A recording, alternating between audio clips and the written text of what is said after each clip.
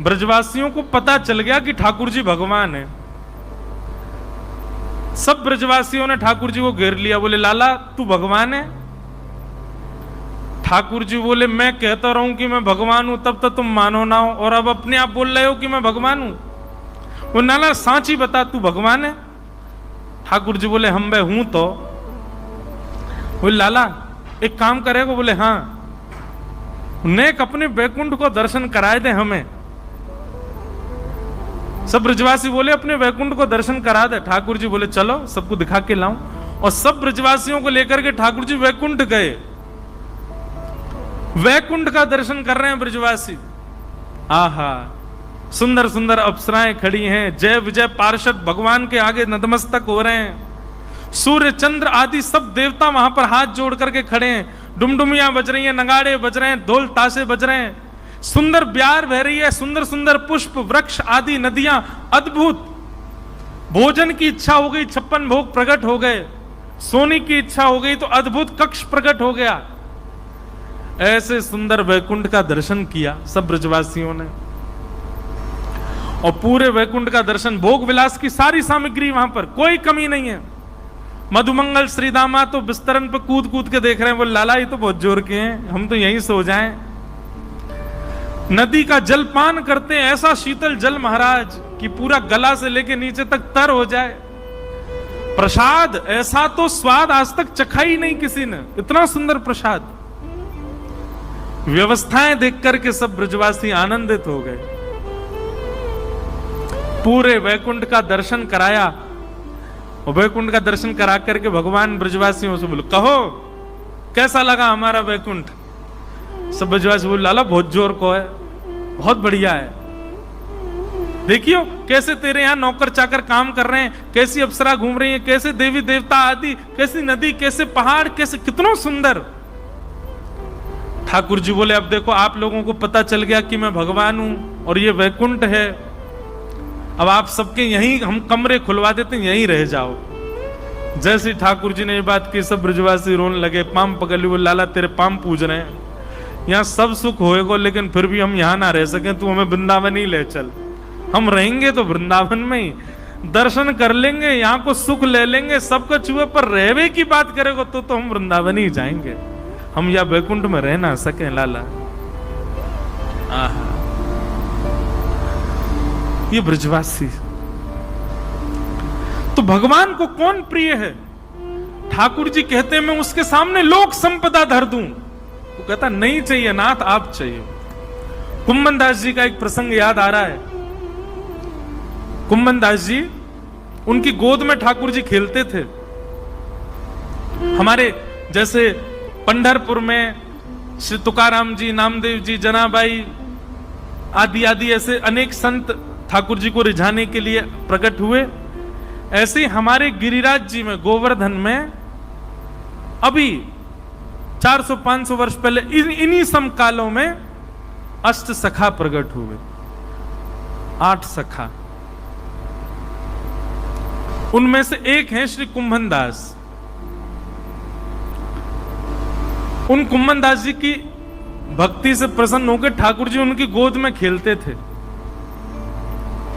और इतना ही नहीं, कुम्भन दास जी जब हल जोतते थे, हल चलाते थे अपने खेत में, ठाकुर जी ऐसे अपनी पीतांबरी में बीज लेकर के और ठाकुर जी पीछे उछालते हुए चलते थे कुम्भन दास। आज भी वो खेत हैं हमारे गोवर्धन में, चंद्र सरोवर के पास में।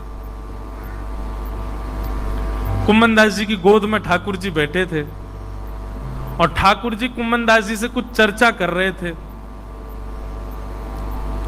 नेक्स्ट से लाला, अच्छा ब्रज में लाला 4 वर्ष के ही रहते हैं, उससे बड़े नहीं होते। 4 वर्ष के ठाकुर जी कुम्भन दास जी की दाढ़ी ऐसे खींच रहे और कुम्भना कुम्भना कह करके बात कर रहे ठाकुर जी कुम्भन दास जी से। कुम्भन दास जी अपना तिलक स्वरूप कर रहे थे। इतने में ही ठाकुर जी को दया आ गई कुम्भन दास पर। ठाकुर जी बोले ये कुम्भना बिचारो इतनो दीन दुखियारो, या के घर में भोजन के काजे भी सामग्री नहीं है, तिलक स्वरूप करवे के काजे आरसी भी नहीं है, बैठवे के काजे आसन भी नहीं है। ठाकुर जी बोले न लक्ष्मी की कृपा करूं या के ऊपर। वो कैसे कृपा करी? एक बहुत बड़ा राजा अपनी आधी संपत्ति दान करने के लिए आया ब्रज में, और वो ढूंढ रहा था कोई भजनानंदी संत मिले तो उसको मैं आधी संपत्ति दे जाऊं। उसने किसी से पूछा तो किसी ने 2-4 नाम बताए, उनमें से एक कुम्मनदास जी का नाम बताया। बोले वो भजनानंदी संत है, उनको दे दो। यहां ठाकुर जी कुम्मनदास जी की दाढ़ी से खेल रहे थे, मन में सोच रहे थे या पे कृपा करूं। इतने में ही राजा कक्ष में प्रवेश करता कुम्मनदास जी के, और जैसे ही राजा आया ठाकुर जी अंतर ध्यान हो गए वहां से। कुम्मनदास जी की स्थिति क्या है? कहां चले गए? अरे लाला तुम कहां चले गए? ढूंढने लगे। अरे मेरो लाला कहां चलोगो? पर्दा उठा करके देखें, ऊपर झांक करके देखें, बाहर खिड़की से झांक, मेरो लाला अभी तो कछु कह रहे हो, मेरी दाढ़ी ते खेल रहे हो, कुम्मना कुम्मना कह रहे हो, कछु कहवे वारो, जन कहां चलोगे हो?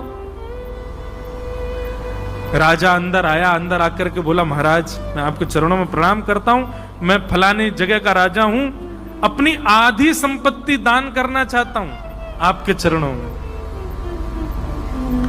कुम्मनदास जी बोले भैया आधी संपत्ति अपनी ले जा और जितनी मेरी है थोड़ी बहुत यऊ को ले जा, पर मेरो लाला मुंह को वापस दे जा भैया, मेरो लाला जन कहां चलोगो? कुम्मनदास जी के चरणों में गिर गया, बोले आपको लेना पड़ेगा। बोले मैं तो को वचन देख भाई, दानी दान देवे, लेकिन लेवे वारी की इच्छा नहीं हो तो वो दान पाप हो जाता है, देवे मत। मेरी इच्छा हो तो दियो, मेरी इच्छा ना है ले जाया को वापस। घर वाले खड़े हो गए आकर के कुम्मनदास जी से बोले अरे ले लो ना, बच्चों के ब्याह करने हैं, घर में हमारे में इतनी कमी, बेचारा आधी संपत्ति दे रहा, ले लो ना। क्यों? वो तुम सब चुप रहो, ले जा भैया अपनी संपत्ति को, ले मोह नहीं चाहिए। राजा शाम तक बैठा रहा। कुम्मनदास जी बोले या तो ले जा, नहीं तो मैं जमुना जी में कूद के प्राण त्याग दूंगा। जब इस हट पे आ गए राजा बोला क्षमा करना, कान पकड़ता हूं, जा रहा हूं मैं। संपत्ति लेकर के राजा चला गया। घर वाले कोसने लगे अरे कुम्मनदास कोई समीप आया तुमको देने, तुमने मना कर दिया। कुम्मनदास जी रोने लगे, पतो ना कहां चले गए, मेरी गोद में ही बैठे, वो तो कुछ कह रहे, पतो ना कहां चले गए। अर्धरात्रि हुई, गोपाल जी फिर से आ गए। ए कुंभना, जैसे गोपाल जी को देखा दौड़ पड़े, अंग में पड़े, कहां चले गए आप, मैं आपको ढूंढ रहे हो। ठाकुर जी के नेत्र सजल हो गए। ए कुंभना, तेरे घर की स्थिति देख करके, तेरे हाल देख करके, तेरे परिवार को भाव रख के मैंने मन में विचार किया कि मैं तो पे कृपा करूं, और मैंने वह राजा को चेतायो कि वो अपनी आधी संपत्ति तो को दान करके जावे, तेने स्वीकार क्यों ना कियो।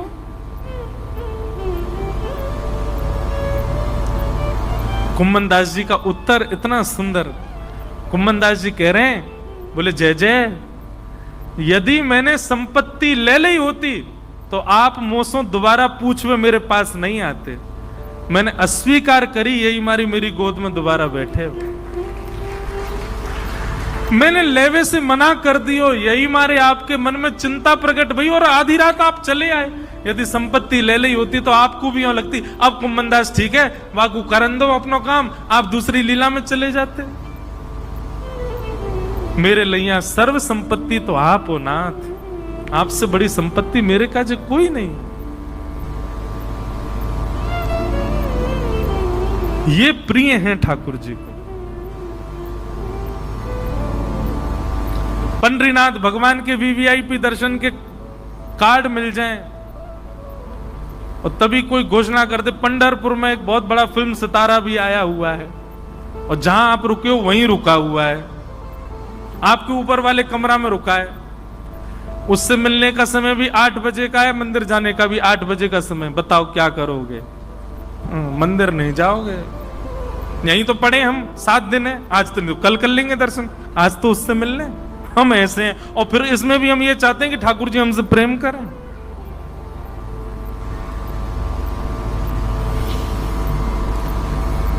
इस प्रकार कपिल भगवान ने अपने प्रिय भक्तों के लक्षण बताए। आगे भागवत में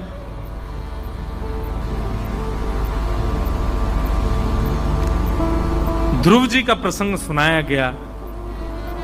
भगवान के परम भक्त श्री ध्रुव जी महाराज, जिन्होंने बाल अवस्था में ही वन में जाकर के ऐसा भजन किया कि ठाकुर जी उनके भजन से प्रसन्न हो गए, और प्रसन्न होकर के 5 महीना में ही प्रकट होकर के कहा वरदान मांगो। ध्रुव जी महाराज ने ठाकुर जी से वरदान मांगा है। योऽन्तः प्रविश्य मम वाचमिमां प्रसुप्ताम् संजीवयत्यखिलशक्तिधरस्वधाम्ना अन्यांश हस्तचरणश्रवणत्वगादीन् प्राणान् नमो भगवते पुरुषाय तुभ्यम्। हे नाथ, मैं आपको अपने सर्वांगीण अंग से प्रणाम करता हूं। भगवान बोले कुछ मांगो तो सही। तब ध्रुव जी महाराज एक वरदान मांगते हैं। भक्ति मुहु प्रवहताम त्वयि में प्रसंगो भूयादनंत महताम अमलाशयानाम येनांजसौल्वणमुरुव्यसनं भवाब्धिं येष्ये भवद्गुण कथामृतपानमत्त। हे नाथ, मुझे एक ही वरदान दे दीजिए, क्या आपकी कथा सुनने का मुझको व्यसन हो जाए। व्यसन समझते हैं? एडिक्शन। इतना सुंदर सूत्र मिलता है श्री ध्रुव जी महाराज की स्तुति से। मैं कथाओं में कभी कभी कहा करता हूं, संसारी लोग कैसे होते हैं? वो दुख में भी संसार को भोगते हैं, सुख में भी संसार को भोगते हैं। आज मेरा मन बहुत दुखी है, क्या करोगे? बोल आज तो मैं 1 बोतल पीऊंगा। आज मेरे यार की शादी हुई है, आज तो मैं जरूर पीऊंगा। आज मैं एग्जाम में पास हो गया, फर्स्ट रैंक आई है, क्या हुआ? आज तो पार्टी होगी, पिएंगे। आज क्या हुआ? आज मैं फेल हो गया, आज तो पीनी पड़ेगी भाई, दुखी हूं बहुत ज्यादा। आज मेरा ब्याह है, आज तो पीनी पड़ेगी। आज मेरी पत्नी छोड़ के चली गई, डाइवोर्स हो गया, अब तो पीना ही पड़ता, इसके बिना तो जी नहीं सकता मैं। व्यसनी संसारी व्यक्ति क्या करता है? सुख में भी व्यसन भोगता है, दुख में भी व्यसन भोगता है, और केवल बहाने ढूंढता है। आज तो बुआ के बच्चे घर आए हैं, रात में पार्टी होगी। आज बुआ के बच्चे जा रहे हैं तो दुख में पार्टी होगी। सर अब मैं रहा हूं ना आजकल के बच्चों के बीच, पता है मुझे कैसे होते हैं। हर चीज में उनको व्यसन चाहिए, लेकिन भक्त क्यों केवल एक ही चीज को सोच के रखता है? भक्त का भी ऐसा स्वरूप होना चाहिए। आज फर्स्ट आया हूं, आज तो हरिनाम संकीर्तन होगा। आज मैं फेल हो गया भैया, दुख में हरिनाम संकीर्तन होगा। आज मेरा ब्याह है, आज हम कथा सुनने जाएंगे। आज मेरा ब्याह टूट गया, आज भी कथा सुनने जाएंगे। आज मेरे बुआ के बच्चे आ रहे हैं, आज तो हरिनाम संकीर्तन करना ही पड़ेगा। आज मैं बहुत दुखी हूं, आज तो हरिनाम संकीर्तन के बिना चलेगा ही नहीं। ऐसी स्थिति मांग रहे हैं कौन? श्री ध्रुव जी महाराज कि नाथ, जिस प्रकार व्यसनी व्यक्ति व्यसन भोगने के लिए बहाने ढूंढता है, ऐसे ही मैं भी आपके भजन के लिए बहाने ढूंढा करूं। ऐसी कृपा मुझ पर कर दो। भगवान ने ध्रुव जी के ऊपर कृपा की और कृपा करके कहा, ध्रुव तुम मेरे परम भागवत भक्त हो, लेकिन क्योंकि तुम्हारे मन में इच्छा थी कि तुमको राज्य गद्दी पर बैठना है, तो 36,000 वर्ष के लिए तुम राजा बनोगे पहले, उसके बाद मेरी प्राप्ति होगी। ध्रुव जी महाराज 36,000 वर्ष तक पृथ्वी पर राजा रहे, और उसके बाद आज भी ध्रुवलोक में विराजमान है। बोलो भक्त वत्सल भगवान की। ये ध्रुवलोक जो है, ये ध्रुव तारा जो हमको दिखाई देता है, ये श्री ध्रुव जी महाराज का लोक है, वहां ध्रुव जी विराजमान है। हमारे पूज्य नाना जी एक बात कहते थे, ये तारा सुबह ही सुबह क्यों चमकता है? बोले पूरे दिन तो ध्रुव जी इस पर बैठ के भजन करते हैं, लेकिन ब्रह्म मुहूर्त के समय पर भगवान ध्रुव जी से मिलने के लिए जाते हैं, इसलिए ध्रुव जी पूरे लोक को सजाते हैं, इसलिए वो चमकता है, उसका दर्शन होता है। हमारे पूज्य नाना जी कहते, ब्रह्म मुहूर्त में उठ करके ध्रुवलोक का दर्शन करने हो तो आप ये विचार कर सकते हो ध्रुव तारे को देखते समय, इस वक्त नारायण भगवान यही हैं। पूरे दिन की नहीं पता हो सकता, लेकिन ब्रह्म मुहूर्त में ठाकुर जी वहीं होते हैं, ध्रुव लोक में होते हैं, ध्रुव जी के पास होते हैं। ऐसे भक्तवत्सल भगवान की। ध्रुव जी का वंश बताया गया, आगे इनके वंश में कई राजाओं की कथा बताई गई। बैन राजा हुए, इन्हीं के वंश में फिर आगे पृथु महाराज हुए, जिनसे पृथ्वी का नाम पूरे विश्व में व्याप्त हुआ। भूगोल खगोल का वर्णन किया गया, नरकों का वर्णन किया गया, अजामिलोपाख्यान सुनाया गया। इसी बीच जड़ भरत की रहुगण संवाद सुनाया गया। सबको हम केवल प्रणाम मात्र करते हैं। और आगे वृत्रासुर की स्तुति सुनाई। वृत्रासुर नाम के भक्त भगवान के कैसे हुए, उन्होंने स्तुति गाई, उस प्रकार का भाव बताया गया। तत्पश्चात भगवान के परम भागवत श्री प्रहलाद जी का चरित्र सुनाया। हिरण्यकश्यप के कुल में प्रकट हुए भक्तराज श्री प्रहलाद जी महाराज। भगवान अपनी निधियों का वर्णन करते हुए कहते हैं कि राक्षसों में प्रहलाद मैं हूं। प्रहलाद भगवान का स्वरूप है। प्रहलाद जी महाराज बाल्यकाल से ही भगवान का खूब स्मरण करते, भजन करते। पिता को जब ये बात पता चली तो उनको ये अनुचित लगता था, खूब मना किया, लेकिन प्रहलाद जी महाराज फिर भी नहीं माने। अच्छा देखो, प्रहलाद जी का एक स्वभाव, प्रहलाद जी जबरदस्ती नहीं करते थे। एक बात बहुत ध्यान से सुनिएगा सब लोग, प्रहलाद जी के पिताजी नहीं चाहते थे कि प्रहलाद जी भजन करें, तो प्रहलाद जी अपने पिता के सामने भजन नहीं करते थे, अंदर ही अंदर करते थे। लेकिन कभी यदि प्रहलाद के पिताजी पूछ लेते थे तो प्रहलाद जी छुपाते नहीं थे, बता देते थे। और अगर पिताजी कहते कि बेटा ये तो तू गलत करता है, ये अनुचित है, पिता की आज्ञा माननी चाहिए, तब प्रहलाद जी कहते पिताजी क्षमा करना, पर आप आज्ञा कर रहे हैं, पर उस आज्ञा में आप ठाकुर जी से विलग होने की बात कर रहे हैं, इसलिए भगवत विलग होने की आज्ञा यदि गुरु भी दे तो उसको अस्वीकार किया जा सकता है। माता पिता गुरु की आज्ञा कभी भी टालनी नहीं चाहिए, लेकिन भगवान से विमुख होने की आज्ञा है तो पिताजी क्षमा करें, उसका मैं पालन नहीं कर सकता। मैं हरि का हूं और मैं उन्हीं का ही रहूंगा। जब प्रहलाद जी नहीं माने तो हर प्रकार का प्रयास किया, लेकिन प्रहलाद जी हर प्रयास में बच गए, मरे नहीं। अंत तो गत्वा हिरण्यकश्यप ने आकर के प्रहलाद जी पर आक्रमण कर दिया। बोले तेरा हरि कहां है, आज बताओ, उसी को देखूंगा मैं। बोले यत्र तत्र सर्वत्र है पिताजी। बोले इस खंबे में है? बोले हाँ इसमें भी है। खंब का जैसे ही भेदन किया, खंब का भेदन करके भगवान नृसिंह प्रकट हो गए। बोलो नृसिंह भगवान की जय। मुझे आज सुबह ही एक वैष्णव ने बताया कि यहीं पास में ही एक स्थान है जहां नृसिंह भगवान का मंदिर है, और ऐसा भी सुनने में आया कि किसी काल में शायद प्रहलाद जी ने ही अपने हाथों से नृसिंह भगवान का वो स्वरूप निर्मित किया। इसी क्षेत्र में ही आसपास ही कहीं वो विराजमान, सुबह कोई बता रहे थे। ऐसे नृसिंह भगवान को हम प्रणाम करते हैं। सब लोग नृसिंह भगवान का स्मरण करो। सत्यम विधातुम निज भृत्य भाषितम व्याप्तिम च भूते स्वखिलेषु चात्मन अदृश्यतात्यद्भुत रूपमद्वहं स्तंभे सभाया न मृगम न मानुषम। अद्भुत रूप है ठाकुर जी का, मानवों जैसी चाल ढाल और हरकतें हैं, पर हैं जानवर के रूप में। हिरण्यकश्यप के साथ में भगवान का युद्ध हुआ। युद्ध में हिरण्यकश्यप ने वरदान कई मांग रखे थे ब्रह्मा जी से, ठाकुर जी ने सबको पूर्ण करते हुए हिरण्यकश्यप का वध कर दिया। भगवान का क्रोध शांत नहीं हुआ। देवी देवताओं ने प्रार्थना करी। ब्रह्मा जी ने मन में विचार किया जिसके लिए आए हैं उसी की ही भजन से ये शांत होंगे।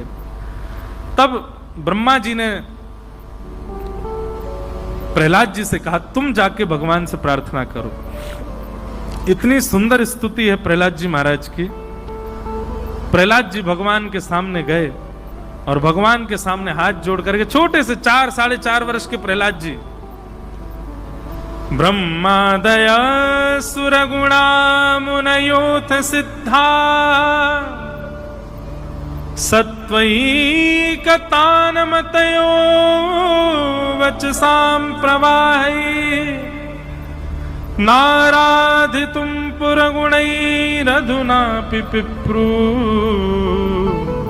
किं तोष्टुमर्हति समे हरिरुग्रजाते। हे नाथ, ये गुण सीखिए प्रहलाद जी से। ठाकुर जी से कह रहे हैं, मैं इस योग्य बिल्कुल नहीं हूं नाथ कि मैं आपकी स्तुति गाऊं। छोटा सा 4 वर्ष का बालक हूं, मेरी तो वाणी भी अभी अच्छे से बोल नहीं पाती। आप तो देवताओं की लच्छेदार स्तुति सुनते हैं, मेरी तोतली वाणी की स्तुति आपको कैसे भाएगी नाथ? मैं तो आपको छू भी नहीं सकता, क्योंकि मैं कुल में जन्मा हूं, राक्षस का पुत्र हूं नाथ। मैं तो आपके छूने के अधिकार में भी नहीं हूं। ना मैं आपको छूने का अधिकारी, ना मैं आपको भजने का अधिकारी, ना मैं आपके चिंतन का अधिकारी। लेकिन नाथ, जब मैं ये बात मानता हूं कि मैं आपका अधिकारी नहीं हूं, तो फिर मैं आपका भजन क्यों कर रहा हूं? स्वयं ही बता रहे हैं, स्वयं ही प्रश्न कर रहे हैं। आपके मन में यह भाव आ सकता है कि जब मैं आपका अधिकारी हूं ही नहीं, तो मैं आपका भजन क्यों कर रहा हूं नाथ? क्योंकि मेरे मन में एक कथा चलती रहती है। मैं भले ही राक्षस का बेटा हूं, मैं भले ही पवित्र नहीं हूं, मैं भले ही लच्छेदार वाणी नहीं बोल सकता, मैं भले ही अभी बालक हूं, मैं भले ही आपके योग्य नहीं हूं, पर फिर भी नाथ मेरे मन में आता है, आप तो उस पर भी कृपा करते हो जो इंसान भी नहीं था। आप गजेंद्र पर कृपा करने गए, जानवर था वो तो। अगर गजेंद्र ने इतनी शिकायत कर दी होती कि मैं तो जानवर हूं, मुझसे तो बोलना ही नहीं आता, मेरी तो सूंड है, मेरे तो हाथ ही नहीं है, उसने शिकायत नहीं की। वो जिस रूप में था उसमें आपको पुकारा और आप उसकी रक्षा करने गए, तो फिर मैं क्यों शिकायत करूं कि मैं एक राक्षस का बेटा हूं, मेरे पास वैसी वाणी नहीं, मैं पवित्र नहीं हूं, मैं अपवित्र हूं। गजेंद्र से मुझको बल मिलता है, गजेंद्र से मेरे अंदर विश्वास आता है कि नाथ मैं भी आपको प्राप्त कर सकता हूं, इसलिए मैंने आपका भजन किया है। हे नाथ, आप मुझे स्वीकार करो। आहा, प्रहलाद के 2 वाक्य सुनकर के नृसिंह भगवान का सारा गुस्सा ठंडा हो गया। ठाकुर जी तो उठ गए अपने सिंहासन से, छोटे से प्रहलाद को उठा करके ले आए, अपनी गोद में बिठा के अंक में भर लिया, अपनी जीभ निकाल करके उसके गालों को चाटने लगे, अपने हाथों को सिर पर फेरने लगे। और स्पष्ट शब्द हैं भागवत में, भगवान नृसिंह कहते हैं, प्रहलाद यदि मैंने आने में देरी की हो तो मुझे क्षमा कर देना, मैंने आने में विलंब किया हो तो मुझे क्षमा कर देना प्रहलाद। तुमने बहुत दुख सहा, बहुत प्रताड़ना सही, और मैं देखता रहा, मैंने आने में विलंब किया हो तो क्षमा करना। प्रहलाद जी चरणों में गिर गए, बोले नहीं नाथ, आप इस प्रकार ऐसा भाव मत करो। प्रहलाद जी से भगवान कहते हैं, हे प्रहलाद, मेरे रूप को देख करके देवी देवता डर के मारे भाग गए, लक्ष्मी भाग गई, सबको मेरे रूप से भय लग रहा है। मुझे तो यह लग रहा था कि प्रहलाद मेरा रूप कैसे देख पाएगा, छोटा सा बालक। तुमको मेरे रूप से भय क्यों नहीं लग रहा प्रहलाद? प्रहलाद जी महाराज का उत्तर इतना सुंदर। प्रहलाद जी कहते हैं, नाथ, भय उसको लगता है, डर उसको लगेगा जिसने आपका रूप देखा होगा, पर नाथ जब से आप प्रकट हुए हो ना, तब से मेरी दृष्टि आपके चरणों पर है, मैं तो केवल आपके चरण देख रहा हूं नाथ, इसलिए मुझे भय नहीं लग रहा है। मैंने मन बनाया था कि कभी नाथ मेरे आगे प्रकट होंगे तो मैं उनके एक एक अंग को देखूंगा, चरण देखूंगा, जब चरण से मन भर जाएगा तब घुटने देखूंगा, उनसे मन भरेगा तो उदर देखूंगा, उदर से मन भरेगा तो वक्ष देखूंगा, फिर ग्रीवा देखूंगा, अंत में मुख देखूंगा। पर नाथ जब से आप आए हो, आपके चरण ही इतने प्यारे लग रहे हैं कि मैं उनसे अपनी दृष्टि हटा ही नहीं पा रहा हूं। सच पूछें तो मैंने आपका रूप देखा ही नहीं अभी तक, मैं तो आपके चरण देख रहा हूं नाथ।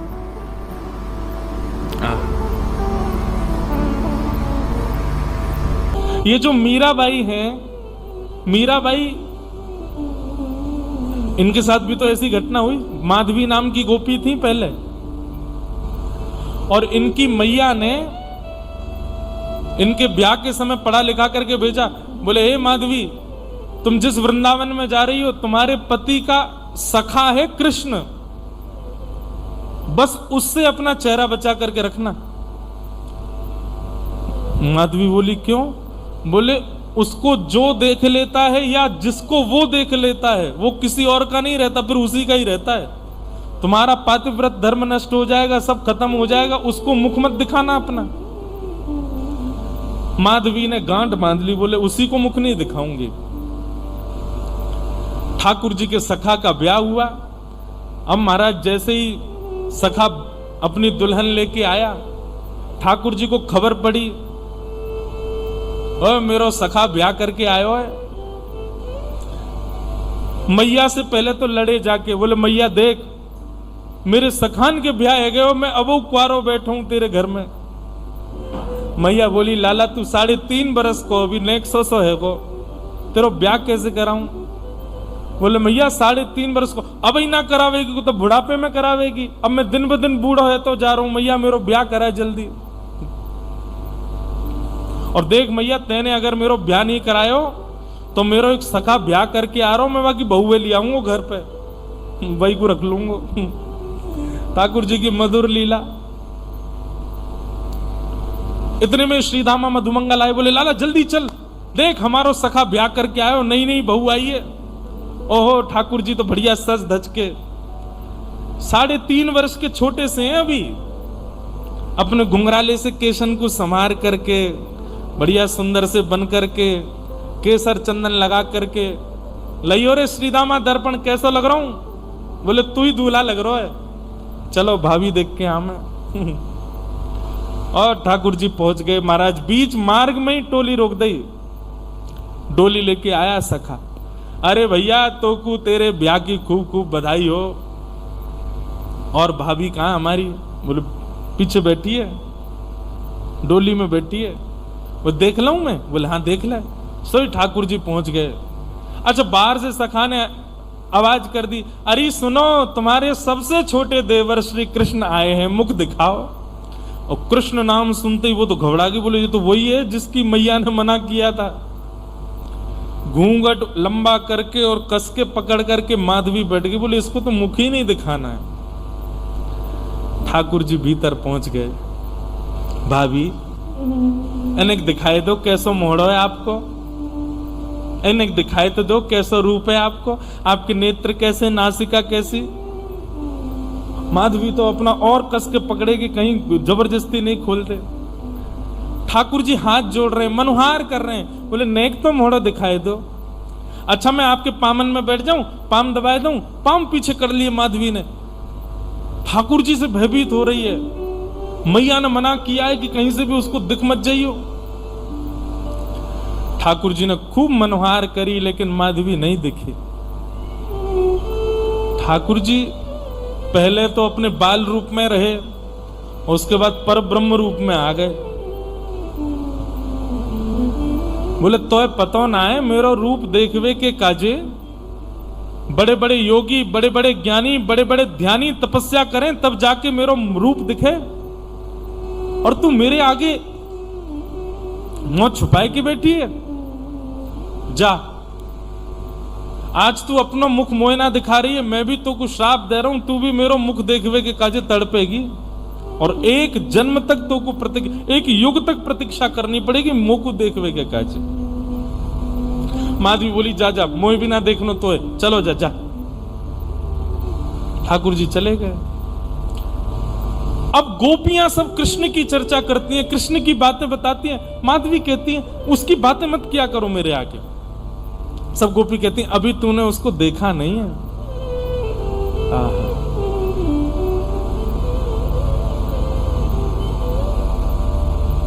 देखूं नंद कुमार नयन भर, देखूं नंद कुमार, बिन देखे हूं विवश भई हूं, रोम रोम प्रतिवार, नयन भर देखूं नंद कुमार। अरे माधवी, अभी तूने कन्हैया देखो ना है, या हमारे तो को पता ना है कि वह को रूप स्वरूप है कैसो।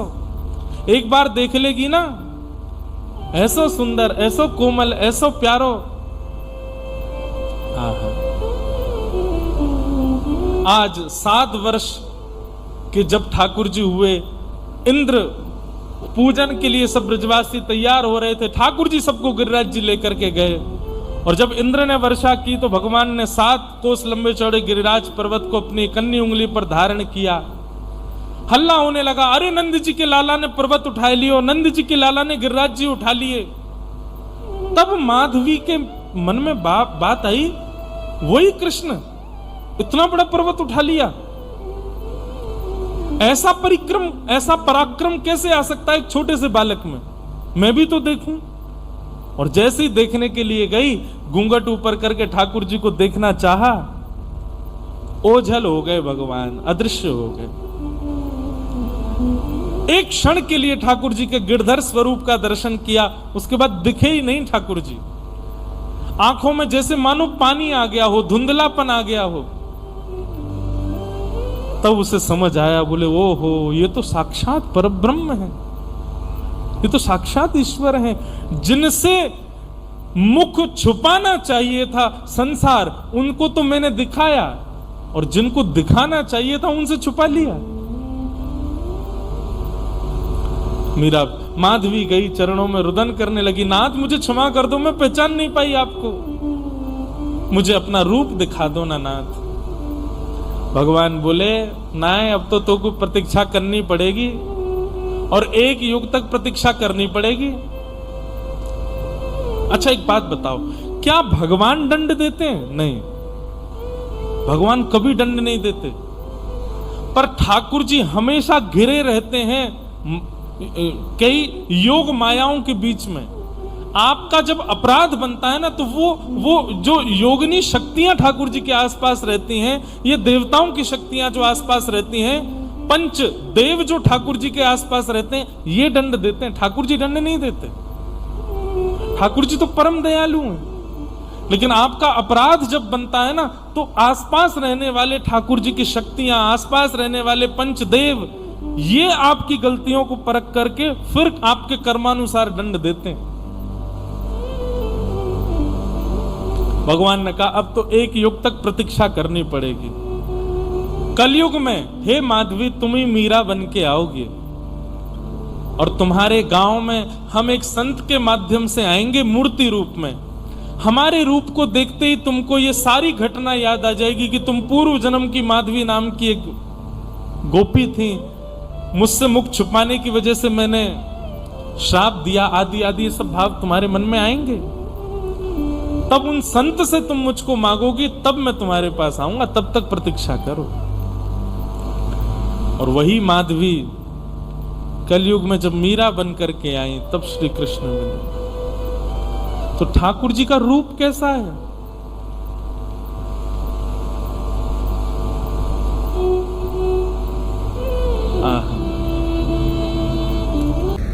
मेरे तो आधार सीताराम के चरणार विंद, मेरे तो आधार सीताराम के चरणार विंद, मेरे तो आधार विठल नाथ के चरणार विंद, मेरे तो आधार विठल नाथ के चरणार विंद, नाथ के चरणार विंद, कृष्ण के चरणार विंद, नाथ के चरणार विंद, कृष्ण के चरणार विंद, नाथ के चरणार विंद, कृष्ण के चरणार विंद, नाथ के चरणार विंद, कृष्ण के चरणार विंद। ओ मेरे तो आधार